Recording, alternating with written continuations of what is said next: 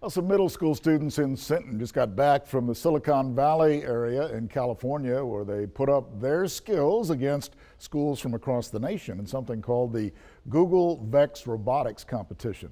Students from elementary school all the way through the university level build robots and then program them to go through an obstacle course, kind of like what you see here. And for these middle schoolers, this was their 7th year of taking part in competitions like this. Well, we know that we're not the best out there. We know that we're really good, like regional-wise and state-wise, but we know that there's always someone better than us, and that makes us work harder.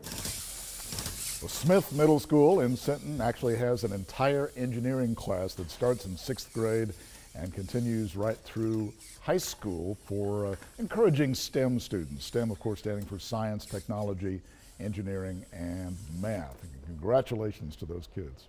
Absolutely.